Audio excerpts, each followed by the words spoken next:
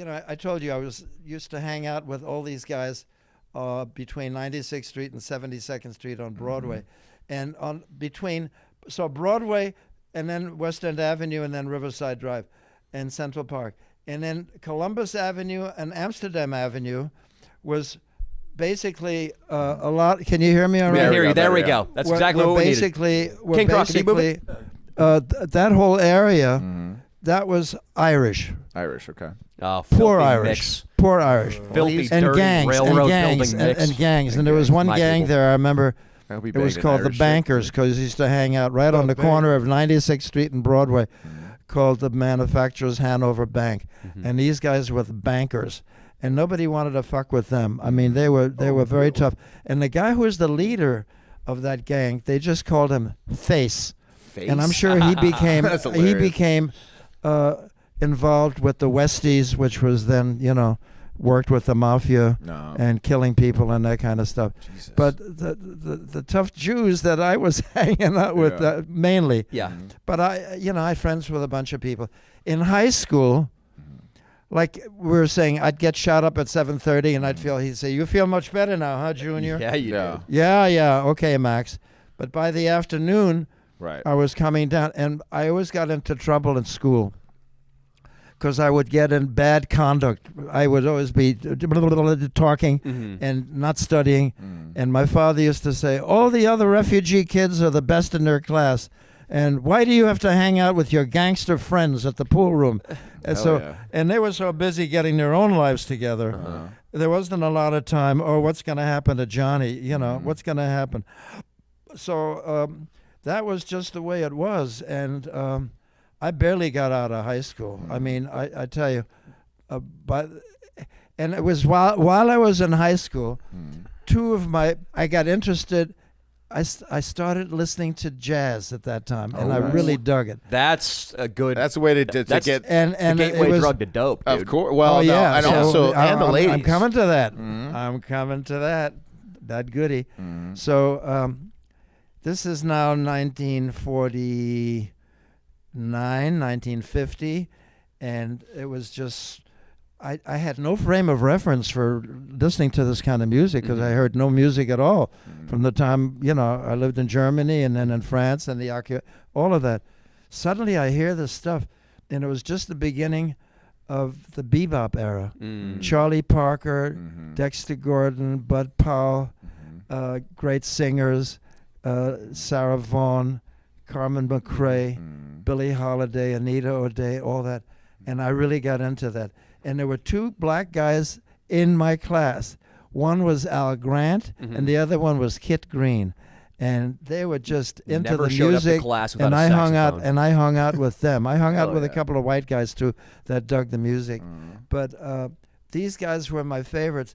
And I would go up to Harlem, and there was a store on 125th Street called Carol's Music, and I still have some records, like 78s. Yeah.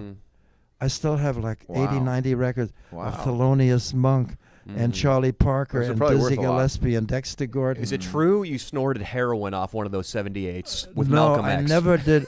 I snorted heroin. Well, let me tell you, Kit Green, I'd been to their house. They invited me a couple of times to parties, and there was one other kid, Bobby Deeb, who was a white kid and who also was into jazz. But he and I were the only white kids, and we were invited to this guy's house. And one day, we're at the house, and I got to tell you something, and I don't want to get into politics or anything, but the black community at that time, they still had, segregation down south, and it was a lot of stuff. But the families were together. You're triggering Austin right now. There were fathers around. There were fathers around. I say that all the time, sir. Oh, yeah. I know. People hate that. Oh, honestly. I know. It's but that's crazy. the big problem. See, King Croc here, he is absolutely on your side. He's conservative about traditional black values in the family unit. Right. One time he went on a rant about the importance of the black family coming back together. Oh, yeah, and absolutely. Austin called him a racist. Yeah. Austin called him a racist. The most misused word in the vocabulary is this whole racist That's right, shit. Austin. So One time we went up to a party up there, and a kid says to me, "Hey, come up on the roof, Des." My nickname was Des. Des, I like that. Hey, Des, come that up too. on the roof. We got some music playing up there too. So we go up the roof. John Coltrane's up there. And no, I don't. But it was all great stuff. And he comes up to me, and I could smell right away. Uh-oh. And he says to me, "Hey, Des, you want to try some reefer?" Oh, shit. Reefer. Oh, yeah. I'd heard about it, but I never did that.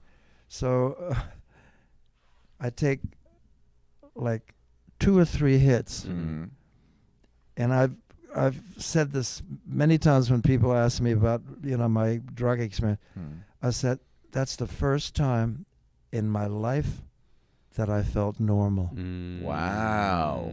I said, so this is what normal feels like. It's like me. It This cured- is what normal feels like. Did it cure your PTSD from all those years of fleeing Nazi Well, persecution? it helped me because from that moment on, I said, I got to do more of this. Yeah.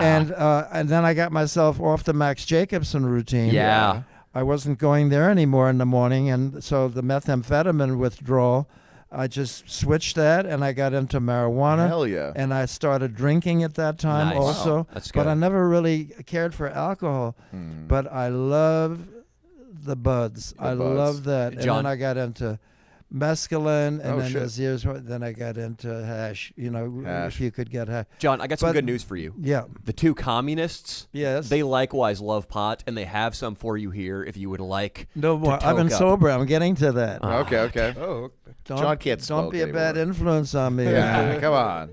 Don't be a bad influence. King Croc will be the one well, to pass it to that's you. when I so it'll decided. feel like the 40s again. That's when I decided that marijuana is going to be my companion, and I didn't predict anything, but it just stayed with me. Then I graduate high school, and I think there were only 3 or 4 black guys that were behind me. Otherwise, I was at the bottom of the class. I shouldn't even say all black guys, because I think Yeah. there were a couple of dummy whiteys as well.